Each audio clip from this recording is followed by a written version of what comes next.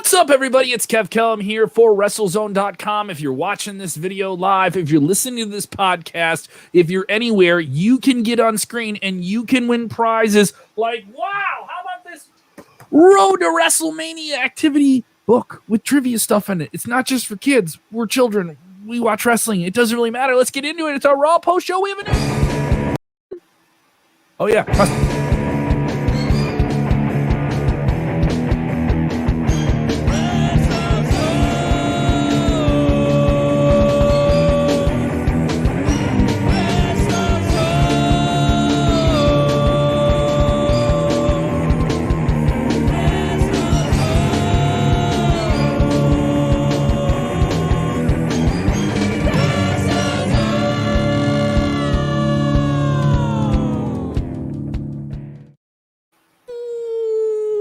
What's up, everybody? Yeah, I'm trying to add videos to the beginning of the show. Hopefully that worked for everyone. I thought that was all right. Mr. John Clark, how are you? Central Pennsylvania. It is the Monday after Elimination Chamber. We are thicker into the road to WrestleMania than we've been in quite some time. And we have a new WWE champion, The Miz, who's already using chicken shiz ways to get out of title matches. Sound off with your comments. You'll get on screen. We will give someone another copy of that WrestleMania trivia activity book. We gave away one yesterday. Harold in Erie, Pennsylvania, not too far away from you, John. Yeah, someone in PA got it. Man, somebody in PA got the action figure too. One of the action figures. Yeah, dude, Smoky Mountain. That whole it's not Smoky Mountains, like that Appalachian. Whole yeah, the Appalachians. The people up in the apps doing pretty well for us. Hold it down in the 582. You're shouting out area codes. Yeah, so we have a couple of these to give away. We have just some action figures we're going to give away as well. If you guys want to win one of these, they're pretty cool. We have a bunch of them we're giving away in the weeks ahead before WrestleMania. So all you have to do is share. Every couple of days I'll be giving one away. You don't know when I'll give one away. But all you have to do is share the link. If you're like, oh, I don't want to share it on my Facebook page or my Twitter or anything like that, go ahead and put it up in a wrestling group as well. Just make sure those shares are public so we can see. And we're going to randomize the numbers and pick your name. Go ahead and hit that like button as well. Let's jump right into the conversation. Bobby Lashley is big. He is strong. He helped Miz win the WWE Championship by beating up Drew McIntyre, even though Drew McIntyre already went through a chamber match, right? We covered that in our Elimination Chamber post show. Thank you to the thousands of you that checked out that show. We now have Bobby Lashley calling up the deal that he quietly made with The Miz to get this title match if Miz cashed in successfully. And it was the through line through the night, and then Braun Strowman interrupted it in the opening. What was it like? They did an opening promo. 9 o'clock hour. Yeah, and then the 8 o'clock hour, they were doing a countdown to it to get you to watch another 2/4 hours. And then Braun Strowman interrupts him. I didn't like this. This swerve annoyed me, but we'll get to the end match. What do you think of Braun Strowman interjecting himself into this title situation, only to not really delay it that much further? Oh, I don't understand. I don't understand why they're doing it this way. What I do understand is that it clearly looks like we're getting Braun versus Shane at WrestleMania. Very random. Who thinks Shane actually has a chance here? It's just the whole thing's silly. I didn't understand how he fit into the equation here. Kind of disappointed about Drew McIntyre tonight. Okay, but there's also good parts to this. Bobby Lashley is an absolute beast right now, so that's a good thing. Strowman's perfect to kind of, I don't want to say feed to Lashley, but perfect for that role. Interesting though. I didn't understand why Braun Strowman had to interject himself in this. I thought they opened strong. I loved Bobby Lashley kind of cutting off the steam, the hype that Miz walked into tonight with, to open up with him with Miz. I thought was entertaining. I thought WWE had a ton of momentum. The things he said were, I'm better than all these greats, and I have more longevity than Batista and Cena. Look at them. They're making commercials, and I'm still here making the real movies, I thought that was a really cool line. I thought Bobby Lashley stepped himself up, and how he used the awesome line on Miz. I thought that was kind of clever. Though both of them are heels. Both of them are heels. I was like, these guys have built-in momentum. You've built these guys up with what you've been doing in the last few weeks and obviously the last 24 hours. And then an hour later, you do this Braun thing, and it felt like you kind of cut the legs underneath him just to what? Who's also a heel? Like, who's the babyface? Who am I supposed to cheer for in this? So now I'm just waiting for Drew McIntyre to show up and want to get his revenge. He didn't do it. I was waiting for it until the end of the night. You did get a big Haas meat slapping match, as one our own Bill Pritchard would call it, whenever there's two super heavyweights in there. I didn't think they hit each other pretty hard. I didn't think it was the best match of the night. Didn't think it was pretty cool. I didn't think they tried to hit each other hard. And it was neat to see Bobby Lashley kick out of the power slam and hit the spear and define his win. Say, all right, yeah, I did do some backdoor deals to do this, but yeah, I'm beating up people to get ahead. And I don't know what favors this does for Braun. Braun lost clean. So it looked like a really convoluted way to get to the same thing we were going to get to at 7 p.m. when this show started. So, 2 points to what you just said there, and one is going to be a direct answer to DJ's question there. I do not think that they are trying to build Bobby Lashley as a babyface. That is not the direction they're going in. Second direction, which I do think they're going in, I do think Braun Strowman is actually playing a similar role to Sami Zayn, but more serious and more upsetting. What I think they're going to do here is Braun's going to say, that they just don't like him. They're conspiring against him. They're putting him in matches to set him up for failure. And I think that's how they lead into the thing with Shane McMahon. So I think it's kind of similar to Sami, but Sami's being more of like a wimp, scaredy cat about it. Mm-hmm. And Braun is like, give me anybody. I want to be the beast here. I want to do something that nobody else has done. But I don't understand. I mean, where do you think Drew was tonight? Why do you think they kept him out? Maybe Drew interjects himself next week, So I do get the sense of, I see a lot of people saying, give me all these things now. I want to know all the main events for WrestleMania right after the Royal Rumble. We haven't pay-per-view yet. But I get people saying that, and they're like, I want to know now. Give me like I said it last night. It's the Simpsons Mount Splashmore episode. Go look it up. Krusty tells the kids watching the Krusty the Clown episode, when they're at Mount Splashmore, hey, you guys know the Mount Splashmore song. Mom and Dad, take me to Mount Splashmore now. I want it now. So that's what everyone's complaining about. I get that. I understand Bobby Lashley's dangerous. I understand they were going to try and build up Miz now as this even sleazier, even more spineless heel who talks a big game but can't back it up. And even if The Miz said it today in Sports Illustrated, we all know this man's a transitional champion. The word on the street, though we can't confirm it just yet, from at WrestleVotes, a pretty reliable source. We're not reporting because we heard some disputing things about it, but I'm not betting on Miz having this championship at WrestleMania. I think this is a shakeup to get to WrestleMania. I think this is WWE saying they know the patience of their audience burns out a lot faster. We got to give you surprises. These felt like surprises that didn't have a distance past the bang, if you know what I mean. And I kind of thought that's what Braun was. It was just, let's do a bang for tonight, and then we're going to get to our next bang next week. I want to think of the whole road of explosions we have to get to until we get to Tampa in April. They're walking down a straight path that has like 5 different directions they can turn in. And they're trying to go every different direction to get to the same result. So I wouldn't be surprised if somehow Drew screws over Bobby next week, where The Miz will carry this title into Fastlane. Now, the question I have is, though, do they want Drew or Bobby to go into WrestleMania as the champion?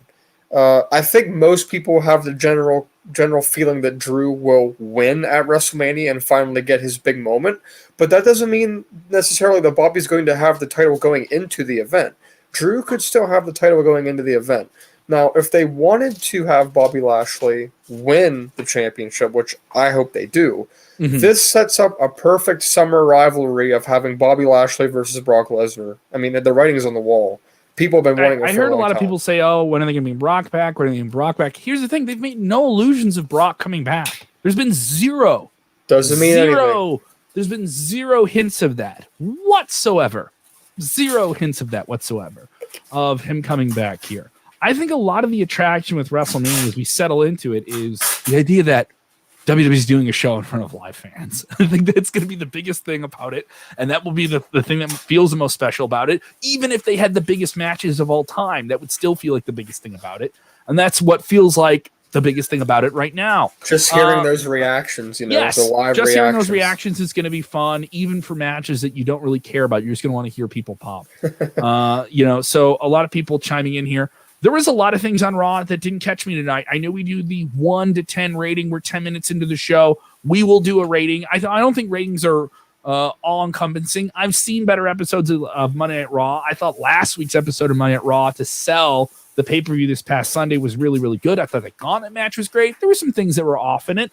There were plenty of things that just felt like they were just on this show to be on this show. And they had some angles to them, but they didn't feel super consequential. You know, they just felt like they were either turning the page in a story we already know, maybe in a story that's too long, or filling time up, or filling time for characters and just having them on TV and waiting until the next shoe can drop for something for them.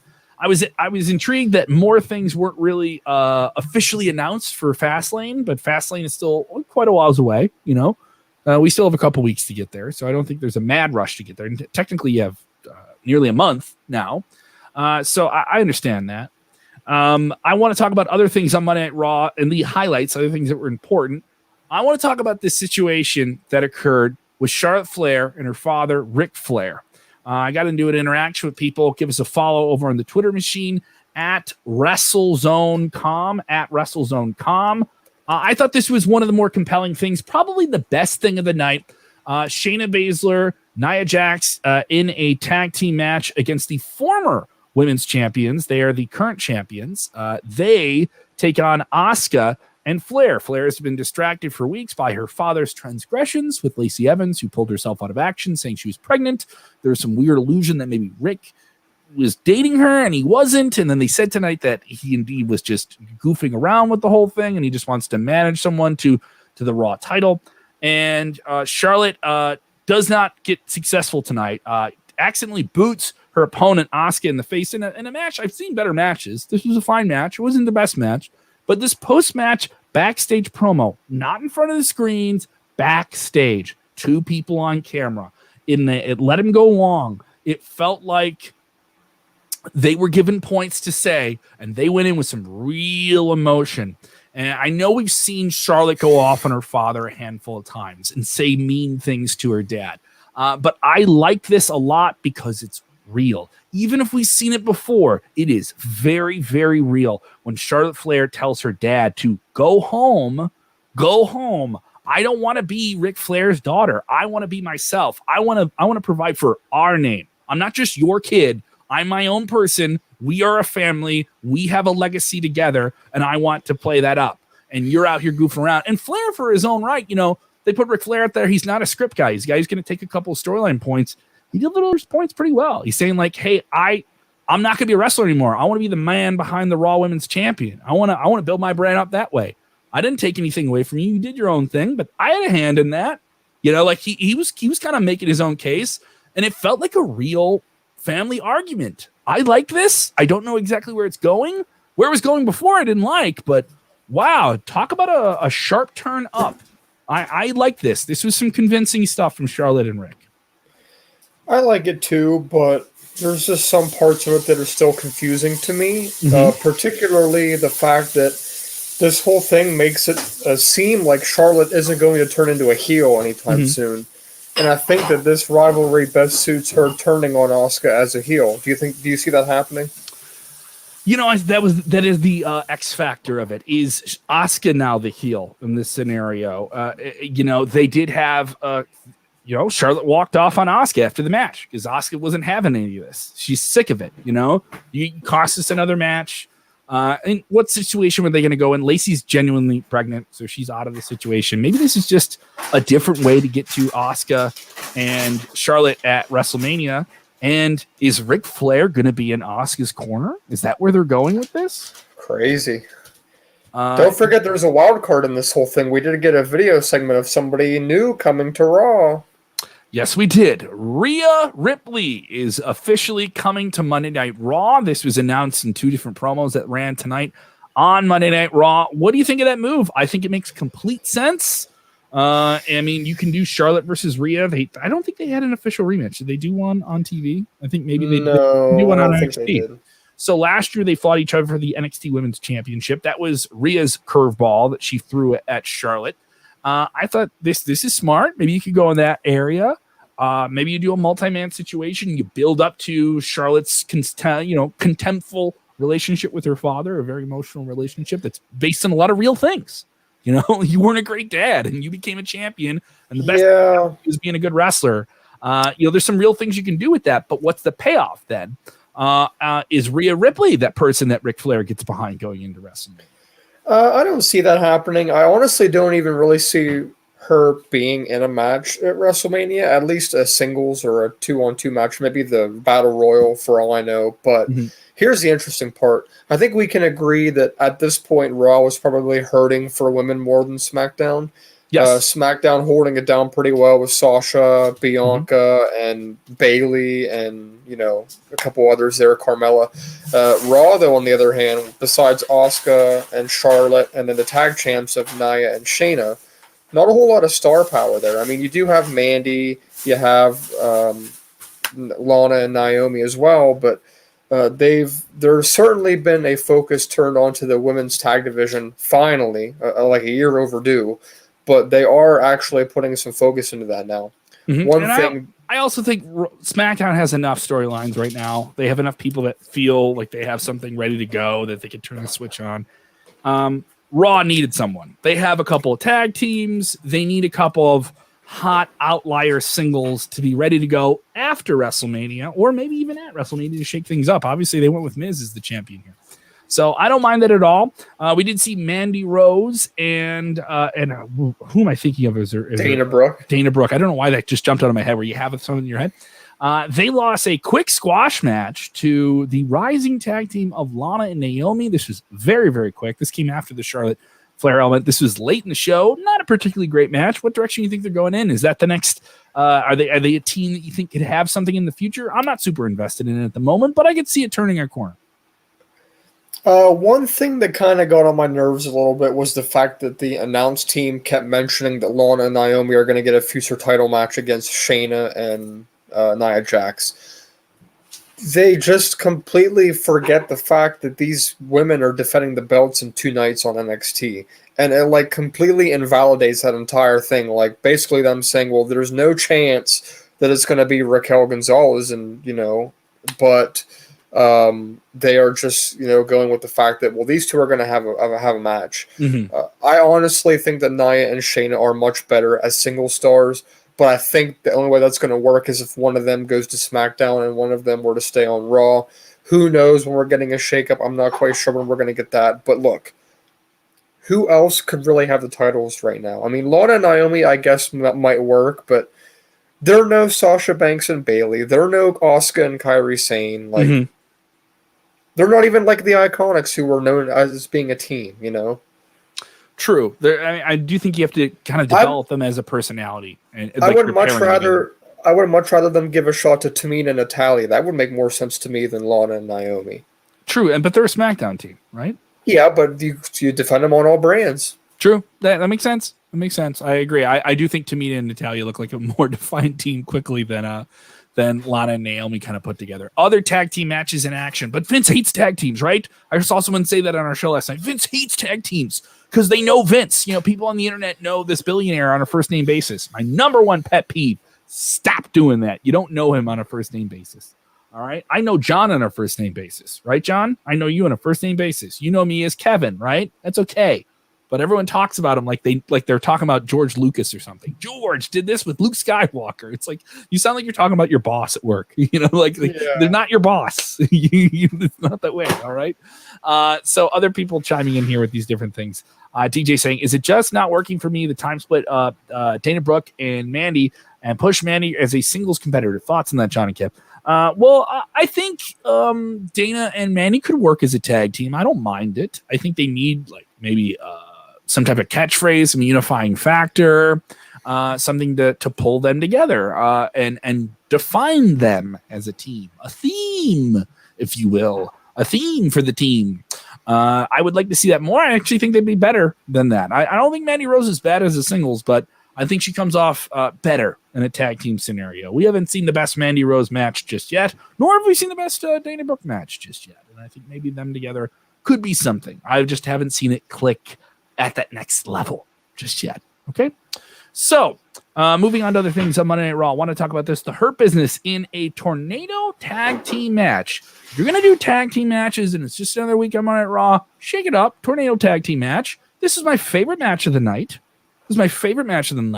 Tons of back and forth action. They took on Lucha House Party, Lince Dorado, and Gran Metalik, who I think are very underrated wrestlers in WWE. They had a very, very fun match. I almost thought Lucha House Party was going to win this match. And they got snuffed out at the end with a series of big explosive moves as they separated the tag team partner. Because the tag team, right? They really used the tornado element to double team up on an opponent without the 5 seconds between tags, right? And it paid off. They actually played into the gimmick in the match to win the match. And if you're going to do something just to shake it up, I thought this was pretty cool. Now, I do think it was a competitive match. And maybe they could do something with them down the line. Obviously, Hurt Business has a lot more going on as a faction. Cedric Alexander and Shelton Benjamin, managed by MVP, Bobby Lashley going for the title. Could we see all of them with the belts next week? Miz and Lashley, the title match next week. That could be quite the visual, all of them holding gold. Yeah, all three of them are probably going to have the championships at some point. I don't know if it'll be next week, but at Fastlane, I could see that being the kind of the end frame of the show, was the three of them standing tall in the ring. Mm-hmm. Something about Fastlane and three people at the end. We had the Shield, we had the New Day the year before. This year we could have the Hurt Business. It's tradition now. You're right. Tradition. Tommy B texting and saying, New Day is boring. What do you think of New Day versus Retribution? This was another scenario where Retribution, the bumbling faction led by Mustafa Ali, and I almost said Muhammad. I know you almost said Muhammad Ali. I'm so sorry for that. It was so stupid. I'm running on very little sleep here, and I apologize for that. I want to say this though. I did like Ali's promo at the end. That kind of writes in the on the screen reputation, the off the screen reputation of this faction, which was supposed to be this big game changer of all these underutilized wrestlers that feel like they were robbed of opportunities that they earned, right? And Ali, for his sake, yes, he had an injury and something was taken from him. He was supposed to have a match at WrestleMania 2 years ago. But these guys just can't win a match to save their lives, or at least win a match that matters to save their lives. And they've won some, but they bumbled it up during the kickoff and cost Ali a chance to get in the triple threat match for the United States title. They bumbled this up as well because Ali's at ringside, and they did their big double choke slam finisher that Mace and T-Bar do on people. I thought that's a cool move. Two big dudes, double choke slam. Makes sense. He says, do it again. So they did what he said them to do, and they made a mistake, and then he blamed it on them. I think they're going to turn on him at some point. Get this thing done. Clean your hands of Retribution. Just treat it like something that happened. WWE's put factions together with mid-card guys, and they don't catch on, or maybe they really do. But this one is completely done. Fun points of this match were just the silly things that Xavier Woods and Kofi Kingston were yelling as they walked off camera, saying they want reckoning. They want a match with Mia Yim. They don't want a match with any of the men. They want a match with Mia Yim. I thought that was pretty ridiculous. I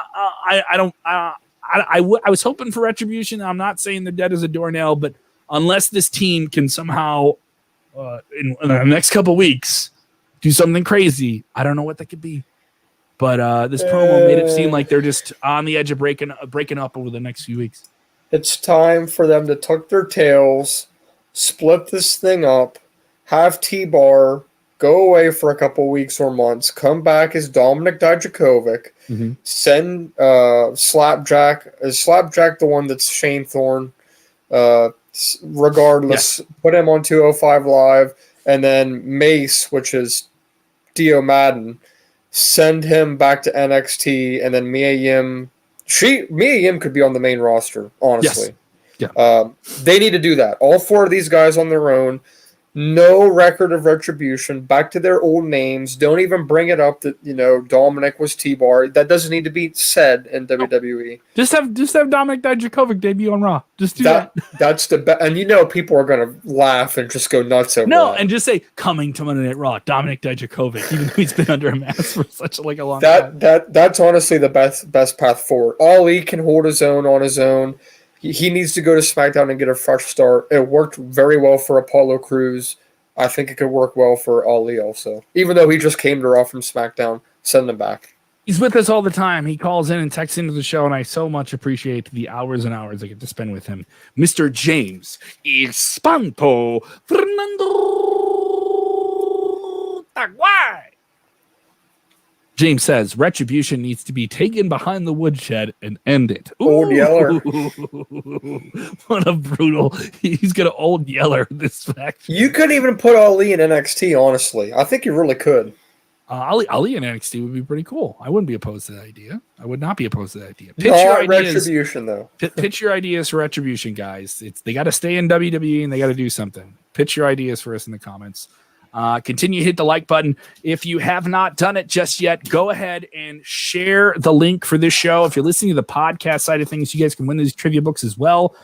Share the link. For the fans on the podcast audio side of things, thank you so much. We trended and charted with podcast audio last week in over 10 different countries. So thank you very, very much. I appreciate that. A lot to our listeners in India, Japan, of course, Cyprus. You guys are keeping us on the charts.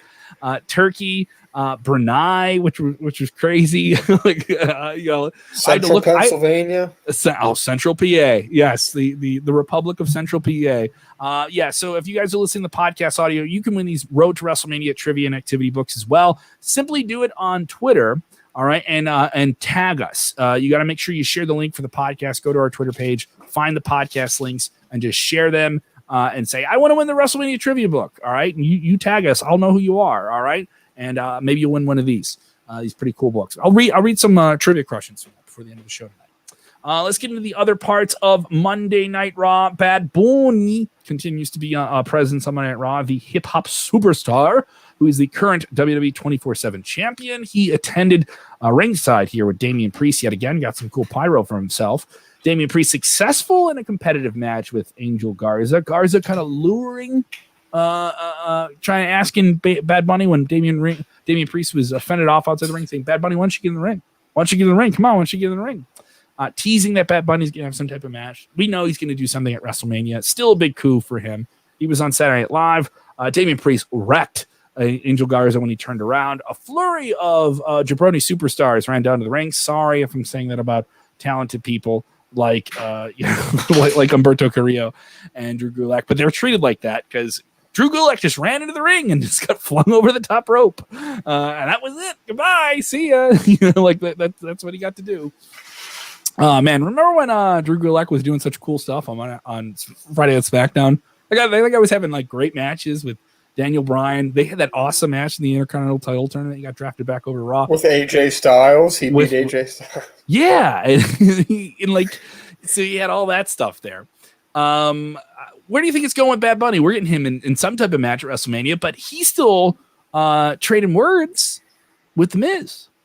They're still treating that like they replayed that tonight. And they're still treating that like that's a thing. I don't think we're getting Bad Bunny versus The Miz for the WWE Championship at WrestleMania. I don't think that's going to happen. But if it does, if it does, no, there's no if. It's not happening. If it happened, what would your reaction be? I don't know. I can't fathom the possibility of that happening. So I don't even have a reaction of what it would be. What's going to happen is that they're spoiling the fact that The Miz is going to drop the belt and then team with John Morrison and probably lose to Bad Bunny and Damian Priest. And then The Miz is going to be back to the mid-card, just like that. Well, I mean, if he's the 24/7 champion, you can do a bunch of different things. The 2020 Money in the Bank pay-per-view was the most worthless Money in the Bank pay-per-view of all time. No, it was not. Yes, it was. Stop. It absolutely was. Why? Otis wins the briefcase, does nothing. It goes to The Miz, who does nothing, wins it in a lawsuit, cashes in, just to lose it a month later. Asuka wins the Money in the Bank match, but it's actually for the title. They could have just said that the week before and then done 2 different matches. The whole thing was just no. I won't say that because it was an interesting and different match that they did inside of a building. I enjoyed it. I thought it was. Don't punch the screen. I saw that, John Clark. Don't go punching the screen here. Don't be patting your fist and punching the screen because I'm making sense here. Like DJ says, it's going to be a WrestleMania match for the 24/7 championship. Yeah, maybe they do something crazy for it here. Yeah, other people saying Bunny is talent. Other people saying Steven Schlegel texting in here saying, remember when DX put the Spirit Squad in a crate and sent them to OVW? Retribution needs to have that type of send-off. I don't know, because I don't think they need to be buried. I don't think you need to like make people look bad. You just need to break up the team and do something different with these people. Maybe is that fair enough? So that's the take here. What else you want to cover on my Raw before we get this rating in?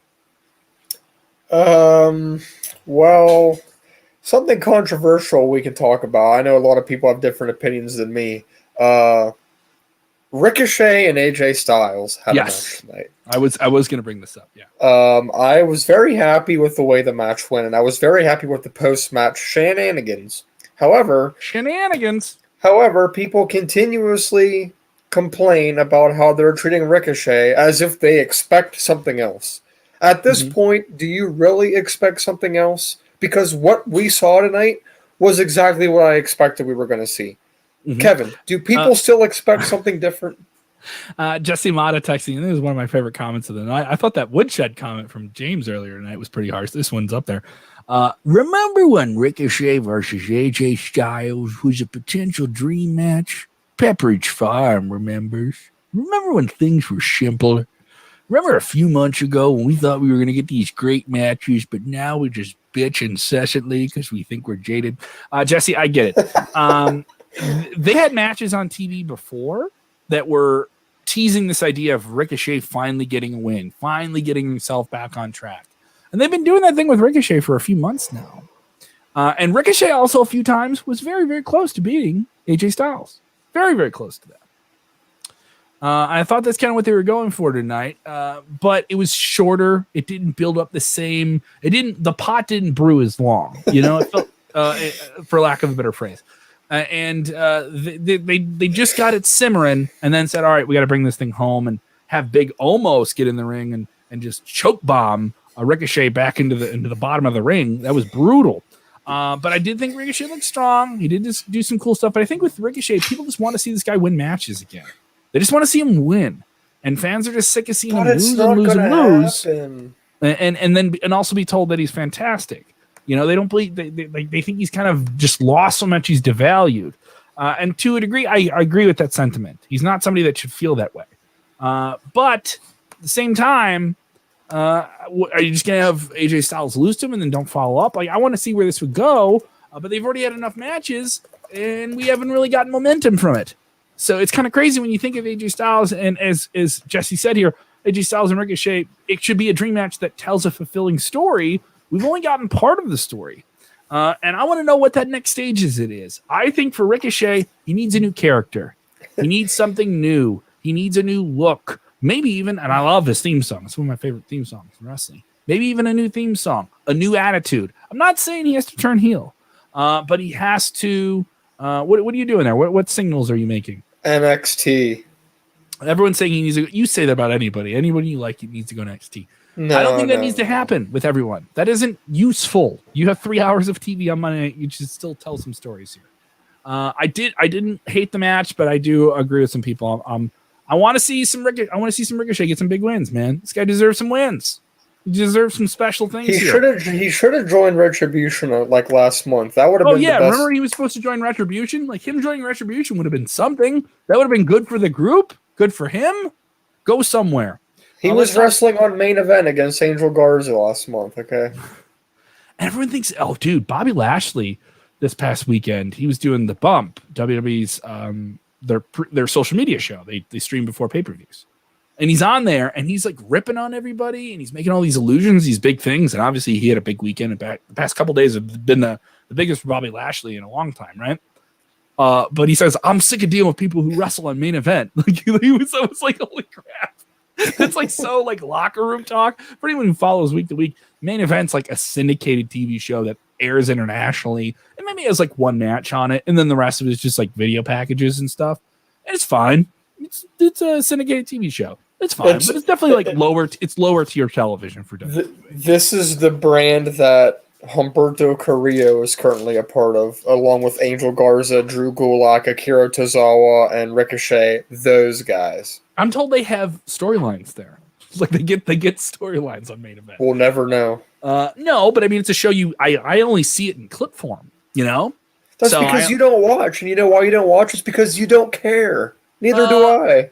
But I'll watch like clips of the matches and stuff on YouTube and things like that. So keep up. Yes, but you will make it a point to sit down on say Wednesday, Thursday. Do you know how much wrestling I watch in a week though? Like how much I watch across the board. Like just the last 2 days, I've watched like 6 or 7 hours of wrestling, and then talked about it for hours more. Despicable. I don't. What would you say? Despicable. It's despicable that I'm not watching Main Event. According to my math, there has only been 4 hours of quality wrestling this week so far. Oh, shut up! You are so ridiculous. No, according to my grand Clarkian calculations, there has only been a superb match on the Clarkser scale. This is a combination of Meltzer technology thoughts and my own personal thoughts. There has only been 4 hours of quality wrestling, and I really think that the company needs to listen to me. They need to read my blog, Clark Wrestling News with a Z. I'm sorry, I wanted a real tangent there. I liked it. You're right. You laughing for it? I wish your roommates could hear it. Maybe oh God, they would agree with you though. We will do our daily. How is John Clark doing with his tickets to Tampa Bay with no WrestleMania? So it's a nightly segment at this point. we will get to that segment before the end of the show. But do want to get into other points of Monday Night Raw. Randy Orton pulled a Papa Shango tonight. I was literally writing a tweet as Randy Orton's cutting his promo right into the camera about all the creepy things he's had to deal with Alexa Bliss terrorizing him since December when he burned the Fiend alive, and now she is his minion doing his business, right? And she cost him the prime position in the Elimination Chamber match, all that, right? And they cut to her in a pentagram, because she's with Satan now. It makes sense. So all this crazy WWE stuff, but he's cutting this very centered promo right into the camera, right? Right, John?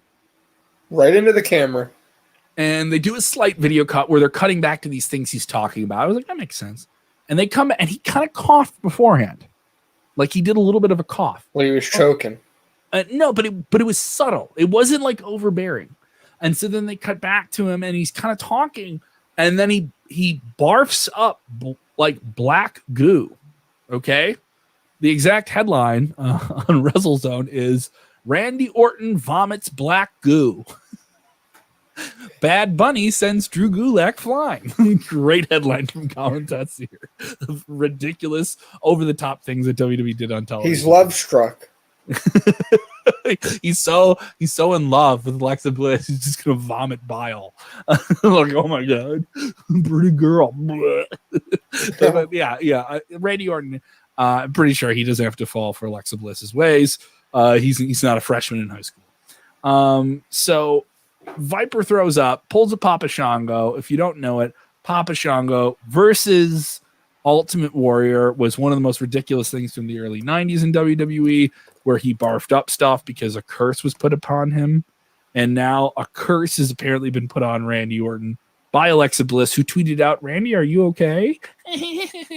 What did you think of this? I think the best part of this is Randy Orton just kind of pulling this thing off and how he performed it. Otherwise, some of this stuff has been good. Like, I liked Alexa appearing on the screens last week. I thought it was kind of clever. This is just another thing of WWE. How do we tell supernatural stories when we don't have fans? How do we use this non-TV, this non-traditional arena space? How do we use the studio space to do things? When they burned Seth inside of a casket, when they burned him alive in the ring, they're really pushing the boundaries of it. This one just felt like kind of hokey and silly, but I wouldn't call it the worst thing, but it wasn't amazing. It was fine. It's going to hold the pattern for a little while, and we'll get to the next crazy thing next week. It's an interesting feud for sure. I think that we're getting to the point now where the Fiend has kind of been away for too long that some fans are starting to get a little bit, on the ropes, on the fence, like, okay, come on, let's get this thing moving. But here's the interesting thing about this rivalry to me is that they can go in two different directions. So obviously the plan is for fans of WrestleMania. But the interesting thing about this is they can work this into either a cinematic match or an in-ring match. They have two options to play with here. Yeah, and will it have enough steam to get to WrestleMania? This is a feud they've been doing, since October, I want to say. Yeah. So my thing, I would be like, just get Randy off TV for a while. I think just cooling it down for 2 weeks and do some mini thing for Alexa to be busy on TV and cool off Randy. That's what I would say is give Randy time to recoup from, getting the Papa Shandaitis in his belly and let him viper back up and recoil as a snake man and then take on the demon dude who's all burnt to a crisp and comes back like a zombie. If you're going to do some big supernatural thing, just let it cool down. You know what I mean? Like, I think cooling it down would be all right. You already had him in the chamber, and it didn't feel consequential.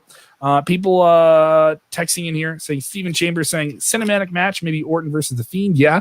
I've also heard some people make the illusion that John Cena could be involved.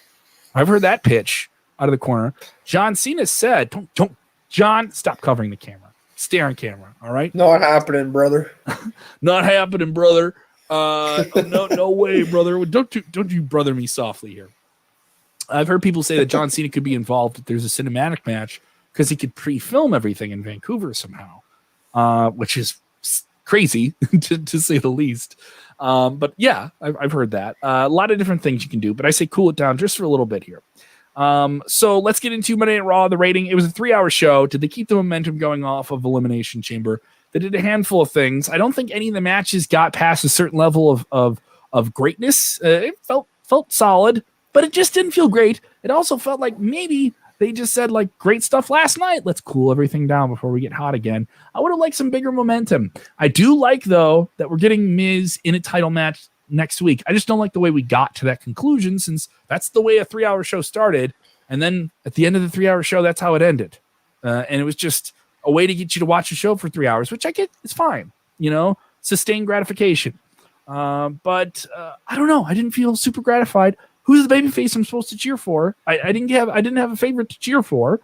I had some people on a boo that I think are mean guys or that are sleazy guys or spineless guys like the Miz or too mean ruffian like a Bobby Lashley who's mean and ruthless. Who's my hero? Who's my Superman? I didn't get a Superman tonight, so I did think that dragged. I give tonight's show, give it a 6 out of 10. Definitely seek out AJ Styles versus Ricochet and absolutely go watch Charlotte Flair just dress her father down with some heavy words. I thought those were the highlights of the night. What were your highlights? What were your thumbs up? And what's your rating? I gave it a 6.75 out of 10. Pretty good rating. I really like that we got The Miz as the champion, doing something relevant, shaking things up here with Lashley. Kind of a flip of the switch compared to the last couple weeks. I like the whole Charlotte and Asuka thing. I just hope that they end up making Asuka the heel, or Charlotte the heel, and not Asuka. And then I guess the thumbs down would be the Retribution stuff, along with, it seems like with the absence of Sheamus tonight, I don't think we're getting him and Drew anymore, so it kind of feels like Sheamus is a little lost in the mix now. But yeah, 6.75 tonight. Vernon texting and saying, bring back 18-year-old Randy Orton. Like, find someone to play the 18-year-old Randy Orton in these crazy cinematic matches. Randy Orton has to fight all the past versions of himself inside of his mind. The mind of the Viper. Or have we seen that before? That'd be crazy here. We also, people want to know this question. We did have Jeff Hardy versus Sheamus tonight. We didn't get to talk about that. I believe Sheamus was victorious in that match with a big bro kick. Pretty competitive, but I didn't see where it was going. There wasn't anything like storyline wise out of the match. It was a strong match, but like I said, it was a lot of things here. It was like, where are these guys going? What are we doing with some of these people on Raw? I thought some new storylines would start tonight. We did have Miz and Lashley, which is new. They need to give Jeff Hardy a match to give him his new theme at WrestleMania.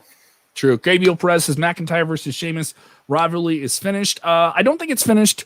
I think For they now. gave Drew. No, it could start up again next week. We just didn't get Drew this week. They wanted Drew. I think they wanted Drew to cool off after a week, and maybe it was me. So a lot of people agreeing with me here. I can see one give the show a 9.2, but they gave yesterday's pay-per-view a 4.3. Come on, yesterday's pay-per-view. Yesterday's pay-per-view I thought was great. So that's why I say I feel yesterday's pay-per-view was really good. So I was expecting more. Chamber was a strong pay-per-view. I was expecting more from this show tonight, and I got a little bit less. Just so I'm feeling. Just a little less than my expectations. Looking forward to NXT. Looking forward to SmackDown. Actually, I'm looking a little bit more forward to SmackDown in terms of the storyline stuff they had out of Chamber than Raw. So we'll see how things go. Let's jump into some news before we wrap up the show. We will talk about the latest in John Clark's transgressions about trying to get WrestleMania tickets that are not on sale just yet. Samoa Joe has put out a statement. And he's kind of cleared the record. He gets asked about this. He is on color commentary for Monday Night Raw, and people want to know, though, when is he going to get back in the ring? He had a head injury while filming a WWE commercial shoot, and he spoke to Sportskeeda. And he said, as far as a timetable, I don't know. I don't have an update, but I just want to reassure people that this point, WWE's medical is doing the best for my health and my well-being. I'm appreciative, so we're taking our time. We're making sure I'm healthy as I can be, and we are. And I think it's essentially, I'm putting a timetable. I'm not putting a timetable on it because the type of injury is not something I want to rush, obviously for obvious reasons. Clearly, Joe wants to get back in the ring once he's cleared, and we can enjoy his talents on Raw each week as a commentator until that happens. I think he's making allusions there to some type of concussion situation, though it's never been truly stated in that regard. I feel for Samoa Joe. I think he would be a great pickup to WWE if he could get back in the ring. Yeah, I think he probably eventually will, and I think when he does, he'll be kind of elevated to that main event scene on Raw, and I think deservedly so. Mm-hmm. I just hope he can stay healthy. He's a guy who could walk right into the main event, and I'd be okay with it. Yeah, Braun has been out of the picture for months. I didn't feel he could walk right into the main event and do that. I got you. Yeah, we definitely got that as well. We have some big news for NXT north of the border. I know we have Canadian fans that listen to the show, and sometimes they complain about how they get NXT. Sportsnet and WWE announced an expanded agreement to air live broadcasts of NXT on Sportsnet 360 and SN Now beginning on Wednesday, February 24th at 8 p.m. Eastern. That will put it up right against AEW on TNT Canada. Now airing live on Wednesday nights on Sportsnet 360 and SN Now, 52 weeks a year. This is a big thing. They obviously combine that Sportsnet deal, which also involves work with Monday Night Raw and Friday Night SmackDown. So this is some big stuff. All three brands on one channel. It's got to be a little bit easier for fans in Canada in that regard. And Triple H putting out a great comment saying, our fans in Canada have been all in on NXT since day one. We're thrilled about the expanded partnership with Sportsnet, which will help us grow NXT's reach throughout the country and introduce even more fans to the newest generation of WWE superstars. John Clark, what do you think of this move? Another good move for NXT? Yeah, I like it. I just feel like it's going to raise a lot more controversy online with people talking about basically the double ratings war now because, people are going to look at the ratings from Canada and USA, and it's going to get taken out of context, I believe. But it's definitely a good move for them, and I'm really glad they're doing it. Great move for them. Going to make it extra competitive on Wednesday nights, which I think competition is a good thing. Competition is a good thing here. If you guys have a couple of wrestling questions before the end of the show, go ahead and fire those off as we kind of round out here in just a little bit. Remember, if you haven't done it already, go ahead and share the link to try and win our Road to WrestleMania Trivia and Activity book here. I'm going to read a question from you. You want to read a question from it? Give me a page. Give me a random page here. 74. 74. We're going to go to page 74. Oh, it's math. I don't want to do math. Don't make me do math. 76. Don't make. All right. Okay. Making it. These are picture books. These are like pictures ones. I need like a question here. I'll just go to like a question. See, there's like activities you have to fill out. There's like different things here. Oh, look at this. This is for kids. Remember this? I told you this book is for children. They have a page on The Rock. The Young Rock just came out, right? And can you finish these catchphrases from The Rock? Oh, God. It doesn't matter what The Rock said in the ring. Make up your own catchphrases with a friend by filling in the blank below. Are you ready to make up our own catchphrases for The Rock, John Clark? Yeah. Okay. The Rock will layeth the smackdown on your insert what, John? The Rock will layeth the smackdown on your what? Left foot. On your left foot. All right. If you guys are in the comment, I'll just do this because we're goofing around here and we're with us live. You guys can fire off your comments. The Rock will lay its smackdown on your what? Go ahead and fire off your comments, and I'll get to those. You guys can win this book, the Road to WrestleMania Trivia and Activity Guide, that you can definitely annoy someone with on if you're on the road to WrestleMania. If you're on the road anywhere on a road trip, this will be an ideal thing to bother the person that's driving the car. So definitely here, definitely fire those off. So. Latest on WrestleMania. There is no news. There is no news to report. I have been doing some poking. I've been doing some asking. I have not been getting any answers. We are, 47 days away from WrestleMania, and no tickets are on sale just yet. Obviously, this is some territory that we've covered, John Clark. Just for the sake of a clip that I'll make out of this, you have airfare and you have the car rental and everything. You are going down to Tampa. You are pumped for WrestleMania, but you don't have tickets for WrestleMania. What's your feeling here? We don't have tickets on sale for WrestleMania. Obviously, with the pandemic, it's a different situation, right? Yeah, I would say that I'm still feeling as comfortable as I originally was when I originally decided to get. And just for you guys listening, this was literally 48 hours after they announced that they would be fans and there would be tickets on sale. Mm-hmm.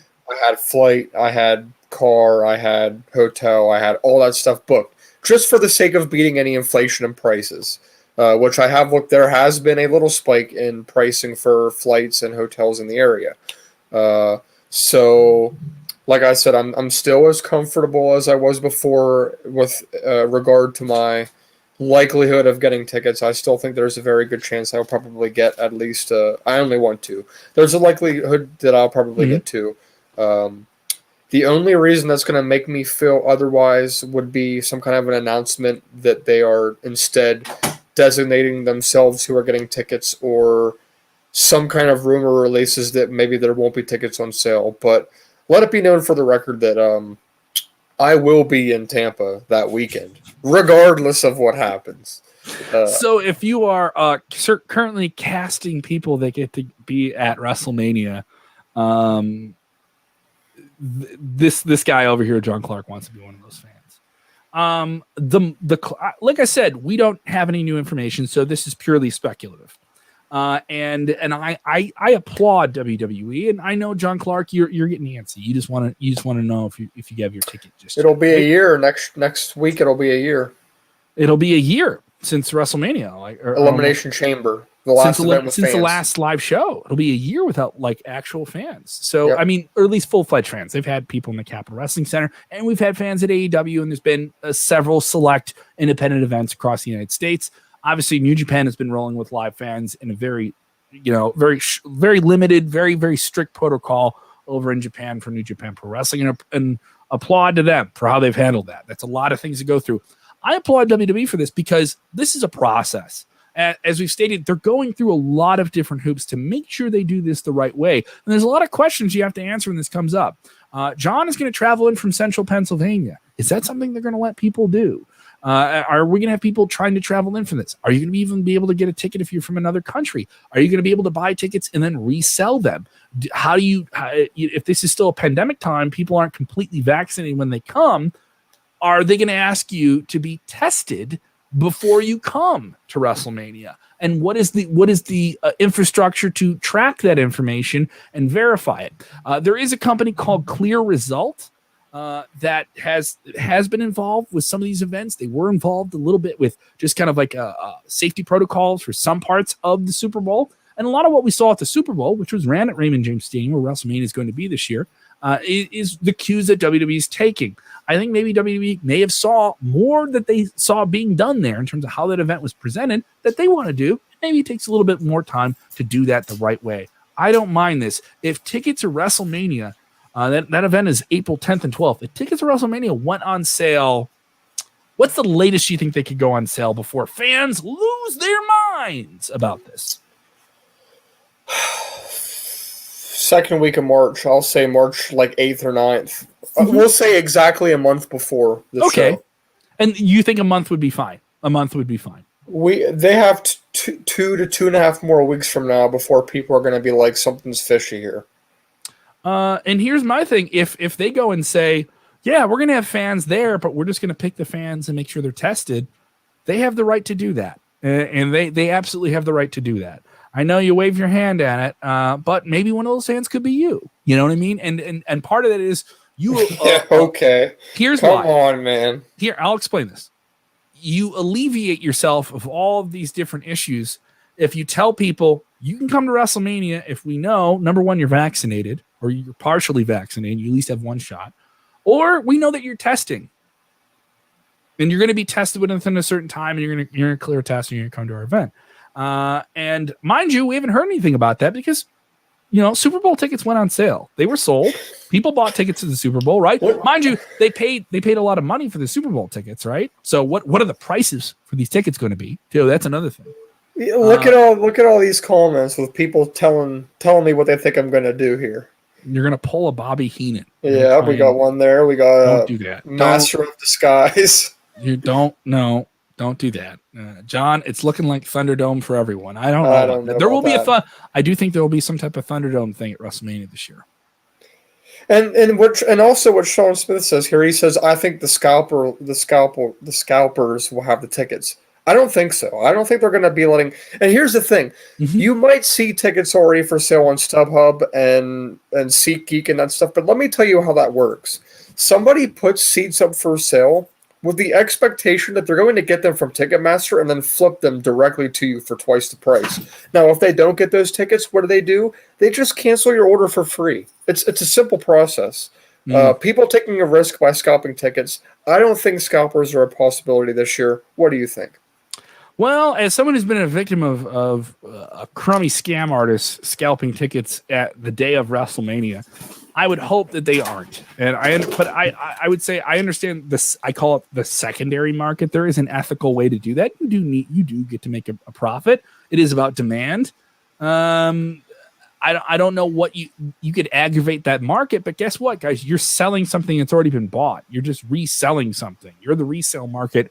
I don't think you should be. There's no ethics to protect you.